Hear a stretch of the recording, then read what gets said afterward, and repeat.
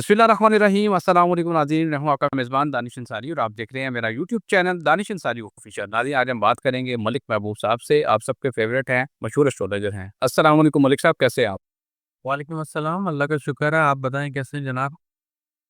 अल्हम्दुलिल्लाह मलिक साहब, मैं भी ठीक हूँ। मलिक साहब, इंटरनेशनल खबरों के हवाले से ही आज बात करेंगे। ग्रीनलैंड में सिचुएशन जो है वो बहुत ज़्यादा ख़राब हो रही है। अमेरिका की तरफ से जो जंगी तैयारे हैं वो वहाँ पे पहुँचना शुरू हो गई हैं ग्रीनलैंड में। और इसी तरह यूरोप से भी जो अफ़वाज हैं और जंगी तैयारे जो हैं और जो बहरी बेड़े हैं, वो वहाँ पे पहुँच रहे हैं। सर, मैदान सज चुका है और दोनों तरफ से जो गरमा गर्मी है वो वर्बली भी हो रही है और प्रैक्टिकली भी अ, अफ़वाज जो हैं भेजी जा रही हैं। मामला किस तरफ जाते हैं आपको दिखाई दे रहे हैं? अभी आपने मुझे बताया कि आपने ज़ायचा भी कोई तैयार किया है ग्रीनलैंड का। क्या आप देख रहे हैं? जी, ग्रीनलैंड के हालात अभी जो है ना अनफॉर्च्यूनेटली अगले 3 साल स्टेबल नहीं होने वाले। आई डोंट नो वहाँ पे भी डेफ़िनेटली हमारे कोई व्यूअर्स होंगे जो देखते होंगे या नहीं देखते व्हाटएवर। लेकिन पूरी दुनिया इस वक़्त जो है ना ग्रीनलैंड के चक्करों में ज़रा परेशान सी कि आने वाले दिनों में क्या होगा। तो जो ज़ायचा बनाया है उसमें जिस तरह से ये इतनी गरमा-गर्मी है ना सर, इतनी गरमा-गर्मी मुझे नज़र नहीं आती। ये स्लोली ग्रेजुअली हर 1 डेढ़ महीने के बाद जैसे रशिया-यूक्रेन की आपने सुनी होगी वॉर, ये इस तरह से होने वाला है। लेकिन अल्टीमेटली मैं आपको बहुत बड़ी बात कर रहा हूँ, अल्टीमेटली ये मुझे अमेरिका के हाथ में नज़र आता है। ये होगा ये, लेकिन ये स्लोली ग्रेजुअली जाएगा। हो सकता है अभी बातचीत से मामलात कुछ हल हो जाए, ऐसा ही नज़र आता है। ऐसा नहीं है कि प्रॉपर वॉर होने वाली है। कुछ छोटे-मोटे पटाखे बज सकते हैं, लेकिन कुछ इतना बड़ा मैसिव वॉर की सिचुएशन नहीं होगी। समहाउ ये चीज़ें सेटल डाउन होंगी। लेकिन जैसे-जैसे हम इस साल के आखिर तक जाएँगे, मामलात ज़्यादा खतरनाक होंगे। ये अभी कुछ टाइम के लिए ऐसा है, उसके बाद स्लो डाउन हो जाएँगे, कूल डाउन हो जाएँगे और बातचीत की तरफ मामलात जाएँगे। और फिर अगर आप देखना चाहते हैं 26 के एंड से लेके 27 के शुरू के 3 महीने, ये बड़े इंपॉर्टेंट होने वाले ग्रीनलैंड के। अभी इतने इंपॉर्टेंट नहीं है जितने अगले साल के शुरू में हो गए। ग्रीनलैंड के लिए अगले 3 साल मुश्किल नज़र आता है मुझे। नज़र आता है जी, और ऐसा नज़र आता है कि बाय 2030 ग्रीनलैंड अमेरिका का हिस्सा बन सकता है। पॉसिबिलिटीज़ हैं। अच्छा, सर ये बहुत बड़ी प्रेडिक्शन है और बड़ी प्रेडिक्शन भी बड़ी है और दूसरी जंग-ए-अज़ीम के बाद यानी कि सेकंड वर्ल्ड वॉर के बाद फर्स्ट टाइम इस तरह हुआ है कि यूरोप और अमेरिका आमने-सामने आए हैं। वरना नेटो जब से बना तो ये तमाम ममालिक इकट्ठे हो गए और इन्होंने मिल के एक नया वर्ल्ड ऑर्डर बनाया। लेकिन आज फर्स्ट टाइम ऐसा हुआ है कि ग्रीनलैंड के मामले पे यूरोप और अमेरिका आमने-सामने है और लीड कौन कर रहा है? फ्रांस कर रहा है। सबसे सख्त मौक़िफ़ जो इस वक़्त अपनाया है पूरे यूरोप में वो फ्रांस ने अपनाया है और डोनाल्ड ट्रंप बड़े ख़ाइफ़ हैं जो फ्रांस के प्रेसिडेंट हैं उनसे और उन्होंने यहाँ तक कह दिया है कि फ्रांस के प्रेसिडेंट ज़्यादा दिनों तक अपनी कुर्सी पर नहीं रहने वाले। सर, ये तो इन्होंने दिनों तक की पेशगोई कर दी है डोनाल्ड ट्रंप ने।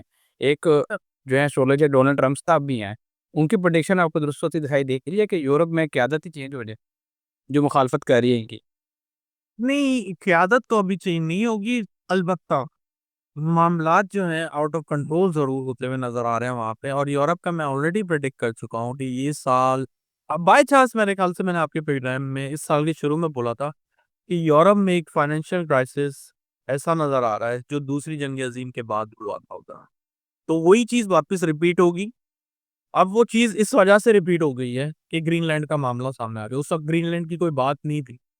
तो रीज़न आगे बन जाते हैं। अगर सितारे बता रहे होते हैं ना कि कुछ ऐसे मामलात होंगे, तो रीज़न खुद ब खुद कोई ना कोई निकल आता है।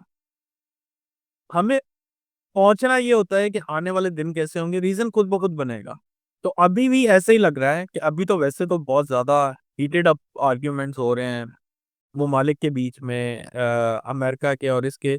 लेकिन जैसे-जैसे हम आगे बढ़ेंगे, इंशाल्लाह ये थोड़ा स्लो डाउन होगा, लेकिन अल्टीमेटली फ्यूचर ग्रीनलैंड का अमेरिका के साथ ज़्यादा नज़र आ रहा है कंपेयर टू यूरोप, रशिया इनके अलावा।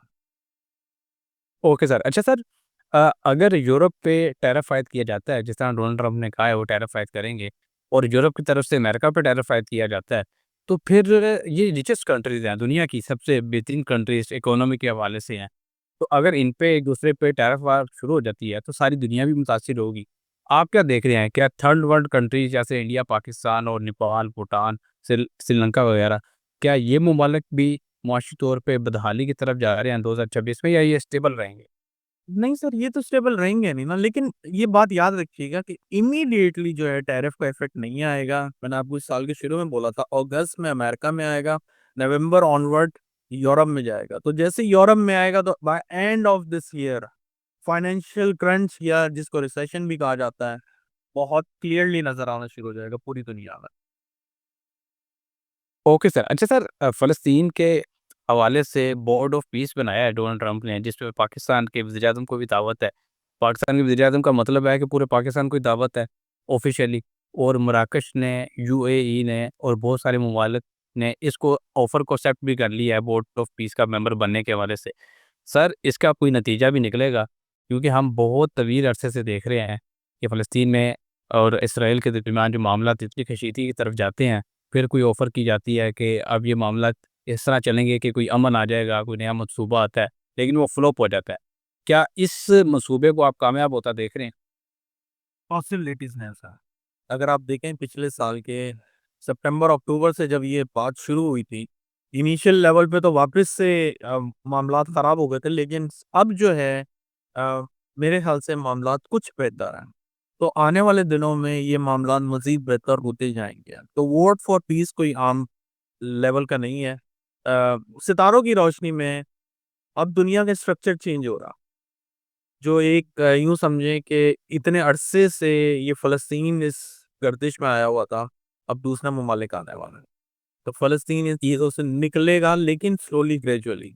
आप ये नहीं बोल सकते रातों-रात हो जाएगा, कभी कुछ ना कुछ होता रहेगा, लेकिन इम्प्रूवमेंट नज़र आती है। Okay sir. अच्छा सर, ईरान की जो गवर्नमेंट है उसने अपने आप को ज़हनी तौर पे तैयार कर लिया है कि जो उनके सुप्रीम लीडर हैं उन पे अटैक किया जा सकता है।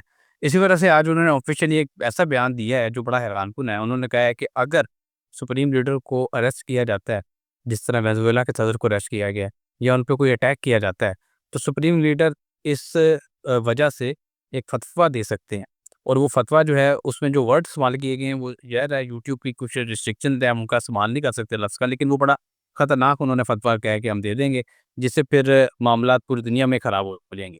सर, ज़ाहिर है सुप्रीम लीडर को पूरी दुनिया में जो शिया कम्युनिटी है वो मानती है, उनके फ़तवे को एहतराम भी करती है। उन्होंने ये वार्निंग दे दी है।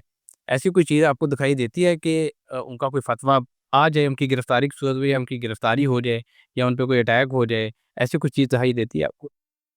यार, आप सारे इतनी खतरनाक सवाल कर रहे हैं कि मेरे पास उसका कोई अच्छे आंसर नहीं है।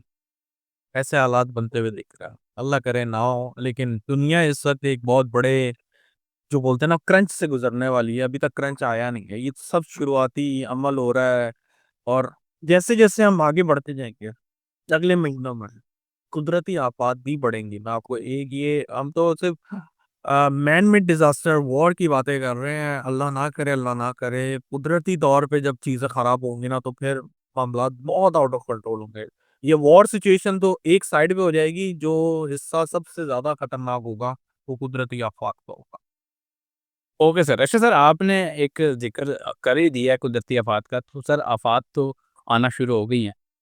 कराची में जो गुल प्लाज़ा में आग लगी, उससे जो नुकसान हुआ वो भी सामने है, दुनिया के अरबों रुपए का नुकसान हुआ, फिर 80 लोग अभी तक लापता हैं, दर्जनों लोगों की डेथ हो चुकी है। फिर सर आज ही के रोज़ क्वेटा के प्रिंस रोड पे एक प्लाज़े में आतिशबाज़ी हुई, कई दुकानें जो हैं उसमें जल के राख हो गई।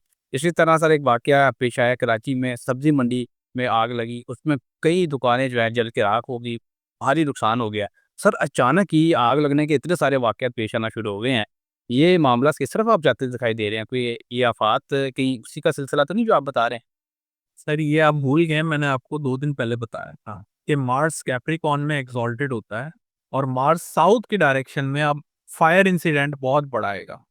अब ये क्वेटा भी साउथ में आता है, कराची भी साउथ में आता है, और इस वजह से ये जो खुदा ना खास्ता आग लगने के वाक़यात हैं, ये इस वजह से बढ़ते जा रहे हैं, और कुछ ज़्यादा ही बढ़ गए। तो अल्लाह रहम करे, मैंने जैसे कहा है कि टिल फ़रवरी एंड ये चीज़ें बढ़ेंगी। ट्रेन क्रैश, प्लेन क्रैश, इस तरह से ये चीज़ें खुदा ना खास्ता नज़र आती हैं, और इसमें सबसे ज़्यादा आग लगने के वाक़यात हों। ओके। अच्छा सर, ये जब से गुल प्लाज़ा में आग लगी है, उसके बाद से जो पीपल्स पार्टी के रहनुमा हैं, उनका रवैया बड़ा अफ़सोसनाक है। शायना रज़ा ने कहा है कि न्यूज़ीलैंड में आग लगी, उसमें 40 लोगों की डेथ हो गई। जब आग लगती है तो लोग मरते हैं। सर वो उसको जस्टिफ़िकेशन दे रहे हैं उसकी, अपनी गलती कबूल नहीं कर रहे कि हम बर वक़्त कार्रवाई नहीं कोई कर सके। और सर उसके बाद एक नया सिलसिला शुरू हो गया है, पीपल्स पार्टी के खिलाफ बाकायदा एक कैंपेन शुरू हो गई है। मुफ्ती मुनीबुर रहमान ने आज तक भी सियासत पे बयान नहीं दिया, उन्होंने भी बयान दे दिया है। मुफ्ती तकी उस्मानी ने भी इनके खिलाफ बयान दे दिया है। सर पीपल्स पार्टी का यूँ महसूस होता है कि तख्ता कोई पलटने वाला है और इसी चीज़ को बुनियाद बना के उनका तख्ता पलटेगा। और सर माज़ी में ऐसे शवाहिद मौजूद हैं कि इस तरह के जो केसेज़ हैं जब सामने आते हैं तो हुकूमतों के तख्ते भी पलटे हैं। क्या पीपल्स पार्टी को डैमेज होता दिखाई दे रहा है आपको, क्योंकि उनके खिलाफ कैंपेन शुरू हो चुकी है?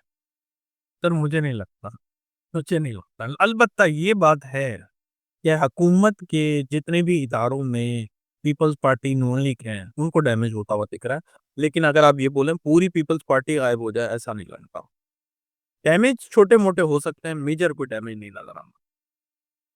Okay sir. अच्छा सर, लास्ट क्वेश्चन करूँगा, प्रोग्राम को वाइंड अप करेंगे। नोटिफ़िकेशन जारी हुआ है अपोज़िशन लीडर का सेनेट में, राजा नासिर अब्बास जो हैं पीटीआई के हमारे चास्ते हैं, मुकर्रर हो गए हैं। और पार्लियामेंट में भी यानी कि कौमी असम्बली में भी पाकिस्तान तहरीक-ए-इंसाफ के जो महमूद अशरफ ज़ई हैं उनको मुंतखब कर दिया गया है।